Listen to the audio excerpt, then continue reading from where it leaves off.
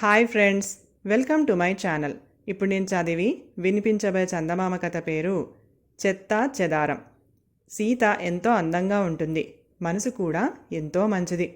అందుకే సవితి తల్లి రమణమ్మ ఎన్ని బాధలు పెట్టినా కిమ్మనకుండా సహిస్తుంది. రమణమ్మ కూతురు గీతకు సీతను చూస్తే అసూయ.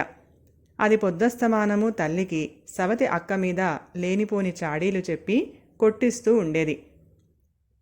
సీతకు కురూపివాణ్ణి పేదవాణ్ణి ఇచ్చి పెళ్లి చేయాలని రమణమ్మ అనుకుంటుంది. ఎవరో చెప్పగా అలాంటి సంబంధం ఉందని విని ఆహ్వానం పంపింది.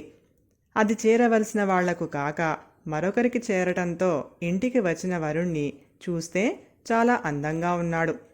పైగా అతడు చాలా భాగ్యవంతుడని కూడా తెలిసింది. వెంటనే రమణమ్మ పెళ్లి చూపులకు సీతకు బదులు గీతను చూపించింది.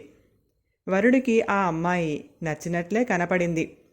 ఇంతలో మంచినీళ్లు తీసుకొని అక్కడికి వచ్చిన సీతను చూసి వరుడు చూడనే చూశాడు. అంతే, ఆ పిల్లనే పెళ్లి చేసుకుంటానని ఖచ్చితంగా చెప్పేశాడు. రమణమ్మ సీత గురించి అతడికి తను కల్పించిన ఎన్నో చెడ్డ విషయాలు చెప్పింది. పెళ్లికొడుకు ఆమె మాటలు పట్టించుకోకుండా సీతనే పెళ్లి చేసుకుంటానని అన్నాడు. ఆలోచించి ఏ విషయమూ కబురు పెడతానని చెప్పి పెళ్లివారిని పంపించి వేసింది రమణమ్మ. ఈ జరిగిన దానికి రమణమ్మకు వచ్చిన ఉక్రోషం అంతా ఇంతా కాదు. ఆమె గీతతో, ఇది మనింట్లో ఉండగా నీకు పెళ్లి కాదు, ఈ రాత్రి దీని మొహం మీద వేడివేడి నూనె పోసేస్తాను, దాంతో దీని అందం నాశనం అవుతుంది అన్నది. గీత ఈ మాటలకు భలే అలా చేస్తే అక్క కంటే నేనే అందగత్తెను అవుతాను అంటూ సంతోషించింది. ఈ మాటలు విన్న సీత భయపడి రాత్రికి రాత్రి ఇల్లు విడిచిపెట్టి సమీపంలోని అరణ్యంలో ప్రవేశించి కొంత దూరం నడిచాక అలసట ఎక్కువై ఒక చెట్టు కింద విశ్రమించి ఒళ్ళెరక్కుండా నిద్రపోయింది. బారెడు పొద్దెక్కాక సీతకు మెలకువ వచ్చి చూస్తే వికృత ఆకారుడు ఒకడు ఆ చెట్టు చుట్టూ కాపలా కాస్తున్నాడు. ఒక రాత్రి వేళ చిరుతపులి ఆమె పైకి దూకబోతూ ఉండగా చూసి వాడు దాన్ని తరిమివేసి అప్పటి నుంచి ఆమెకు ఏ అపాయం రాకుండా కాపలా కాస్తున్నట్ట. సీత వాడికి తన కృతజ్ఞతలు చెప్పుకుంది. నాకు నువ్వంటే ఇష్టమైంది, మనం పెళ్లి చేసుకుందాం, హాయిగా పట్నం వెళ్ళి ఉందాం అన్నాడు వికృతాకారుడు. సీతకు వికృతాకారుడు నచ్చలేదు. తనను రక్షించినవాడు కాబట్టి ఏమీ అనలేక, నేను తప్పక నిన్ను పెళ్లి చేసుకునేదాన్నే, కానీ నేను ఈ అరణ్యానికి వచ్చింది ఎందుకనుకున్నావు? ఒక రాక్షసుణ్ణి పెళ్లి చేసుకుందామని ఇలా వచ్చాను.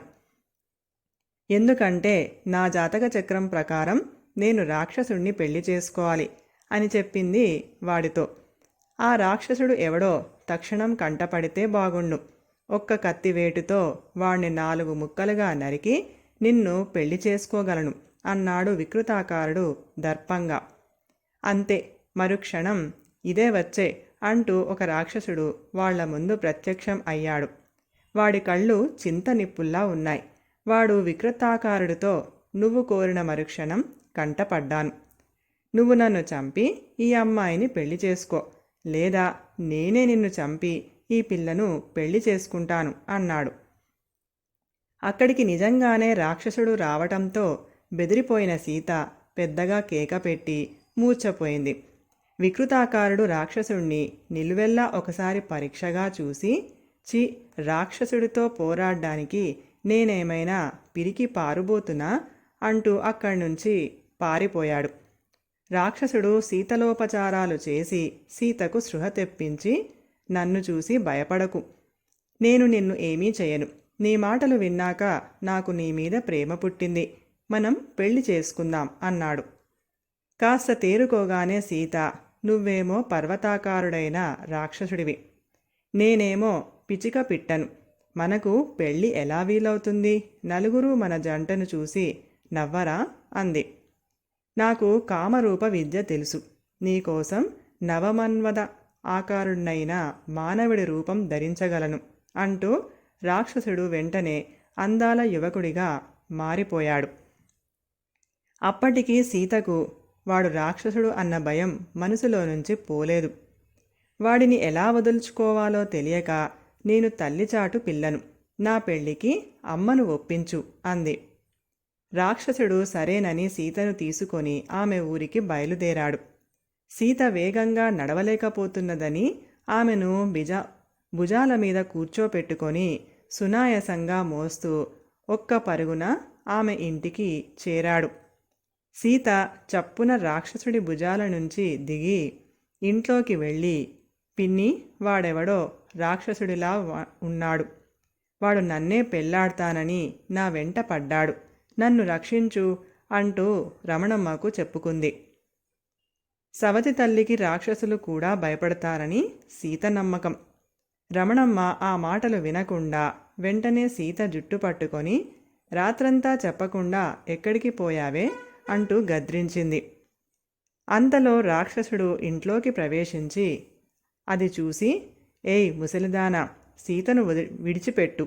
ఆ పిల్ల ఒంటి మీద ఈగ వాలినా నిన్ను ఈగను నలిపినట్టు నలిపేస్తాను అన్నాడు. రమణమ్మ హడలిపోయి సీతను విడిచిపెట్టి రాక్షసుడి వంక చూసి, ఎవరు నువ్వు నా ఇంట్లో అడుగుపెట్టి నన్నే బెదిరిస్తున్నావు అంది. నేను నీ కూతురు సీతను ప్రేమించాను. మా పెళ్లికి నీ అనుమతి కావాలి. అందుకు నువ్వు ఏం చెబితే అది చేస్తాను అన్నాడు రాక్షసుడు. వాడు రాక్షసుడని తెలియకపోవటం వల్ల రమణమ్మ ఆ యువకుడి రూప సౌందర్యానికి ముగ్ధురాలై, నువ్వు నా కూతురు గీతను పెళ్లి చేసుకోరాదు? అప్పుడు నేనే నువ్వు చెప్పే మాటలు వింటాను అంది. రాక్షసుడు తల అడ్డంగా ఊపి, పూర్వజన్మలో రామబాణానికి చచ్చిన రాక్షసుణ్ణి. నాది ఒకే మాట, నాకు ఒకే భార్య. నేను సీతనే పెళ్లి చేసుకుంటాను అన్నాడు. అన్నిటికీ నీ ఇష్టం కుదరదు. నేను 3 పనులు చెబుతాను. అవి చెయ్యగలిగితే నీ పెళ్ళి నీ ఇష్టప్రకారం జరుగుతుంది. లేకుంటే నా ఇష్టప్రకారం, సరేనా అంది రమణమ్మ. అయితే ఒక విషయం గుర్తుంచుకో, ఇంట్లో చెత్తా చెదారం గురించి మాత్రం నాకు ఏ పని చెప్పకూడదు. అందువల్ల నీకే ప్రమాదం అన్నాడు రాక్షసుడు. రమణమ్మ వాడి మాటలు పట్టించుకోకుండా వాడికి నిలువెత్తు గుండిగను చూపించి గంటలో దాని నిండా నీళ్లు నింపాలని చెప్పింది. ఆ గుండిగ పూర్వకాలానిది. ఇంట్లో మనుషులు ఎక్కువగా ఉండే రోజుల్లో నీళ్లు దాంట్లో నిల్వ ఉంచుకునేవారు. అది పూర్తిగా నిండాలంటే ఒక పూటల్లా బావి నీళ్లు తోడక తప్పదు. రమణమ్మ చెప్పిన మరుక్షణం రాక్షసుడు ఆ గుండిగను దొర్లించుకుంటూ బావి దగ్గరకు వెళ్ళాడు. అక్కడ వాడు దాన్ని 2 చేతులతోనూ పట్టుకొని నూతిలోకి దూకాడు. ఆ తర్వాత కొద్ది క్షణాల్లో ఆ గుండిగను భుజాల మీద మోసుకుంటూ బావి బయటకు వచ్చి దాన్ని ఒక పక్కగా పెట్టి ఇంట్లోకి వెళ్ళి, అత్తయ్య, నీళ్ల గుండిగను బావి పక్కనే ఉంచేదా అని అడిగాడు. వాడు ఎందుకలా అడిగాడో తెలియక రమణమ్మ బావి దగ్గరకు వెళ్ళి గుండిగ నిండా నీళ్లు ఉండటం చూసి అదిరిపడింది. రాక్షసుడు నవ్వుతూ, నీళ్ల గుండిగను ఇంట్లో పెట్టాలంటే చెప్పు, అది నీ 2వ పని అవుతుంది అన్నాడు. రమణమ్మ తేరుకొని, నీకు కండబలం బాగానే ఉంది, ఇక నీ బుద్ధిబలాన్ని పరీక్షించాలి. మా ఇల్లంతా చిందరవందరగా ఉంది. నీ ఏ సామాన్లు ఎక్కడ ఉండాలో అక్కడే ఉండేలా ఇల్లంతా గంటలో సర్ది పెట్టగలవా అని ప్రశ్నించింది. అదెంతసేపు? కాసేపు మీరంతా బయటకు వెళ్ళండి అన్నాడు రాక్షసుడు. అందరూ బయటికి వెళ్ళిన కొద్దిసేపటికే వాళ్లకు రాక్షసుడి నుంచి పిలుపు వచ్చింది. వాళ్ళు వచ్చి చూస్తే ఇంటి స్వరూపమే మారిపోయింది. ఎన్నో బరువైన రోళ్లు, ఇతర వస్తువులు, ఇనుప పెట్టెలు, ధాన్యం బస్తాలు అటక మీదికి చేరిపోయాయి. ఇంట్లో సమయానికి అక్కరకు వచ్చే వస్తువులు అన్నీ చేతికి అందుబాటులో ఉన్నాయి. ఇల్లంతా తీర్చిదిద్దినట్లుగా ఉంది. రమణమ్మ రాక్షసుణ్ణి సమర్థతను మనసులో మెచ్చుకోకుండా ఉండలేకపోయింది. అయితే ఇంట్లో చాలా చోట్ల చెత్తా చెదారం అలాగే పడి ఉంది. ఇంత చేశావు, ఇంట్లో ఉన్న చెత్తా చెదారం తీసేయలేకపోయావా? ఇదే నాని చాకచక్యం అంటూ రమణమ్మ రాక్షసుణ్ణి ఎద్దేవా చేసింది. అది నీ పని, ఆ పని నాకు చెబితే నీకే ప్రమాదం అని ముందే చెప్పాను అన్నాడు రాక్షసుడు. తాటాకు చప్పుళ్లకు కుందేళ్లు బెదరవు. మా అమ్మ ఏం చెబితే అది చేస్తానన్నావు. చేశావా సరే సరే, లేదా ఓడానని ఒప్పుకో అన్నది గీత కోపంగా. అప్పుడు రాక్షసుడు రమణమ్మతో, ఎవరి పనులు వాళ్ళు చేసుకోవడం అన్ని విధాలా మంచిది. ఎవరో పెళ్ళికి రాక్షసుణ్ణి ఆహ్వానించి నీ కావాల్సిందంతా తినమంటే వచ్చిన అతిథులు ఎవ్వరికీ విందు భోజనం మిగలకుండా తినేశాడట. నీ పని నేను చేయటం నీకే ప్రమాదం. అయినా పర్వాలేదంటే చెప్పు, చేస్తాను అన్నాడు. ఈ ఇంట్లో ఉన్న చెత్తా చెదారాన్నంతా బయటకు విసిరివేసే. ఈ మూడో పని చేస్తేనే నువ్వు గెలిచినట్లు అన్నది రమణమ్మ మొండిగా. దానికి రాక్షసుడు తమాషాగా నవ్వి, నా దృష్టిలో ఈ ఇంట్లోని చెత్తా చెదారం నువ్వు నీ కూతురే అంటూ ఇద్దరిని చెరో చేత్తో పట్టుకొని దూరంగా విసిరివేసి సీతతో, నేను విసిరిన విసురుకు వాళ్ళిద్దరూ అలా గాల్లో రివ్వుమంటూ పోయి ఎక్కడో పడి ప్రాణాలు విడిచే ఉంటారు.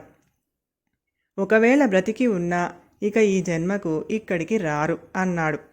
సీత ఆశ్చర్యంగా రాక్షసుడి వంకే చూస్తూ, నీలో వాళ్లను చంపగల శక్తి ఉండి కూడా ముందుగా పిన్ని చెప్పిన పనులన్నీ ఎందుకు చేశావు అని అడిగింది.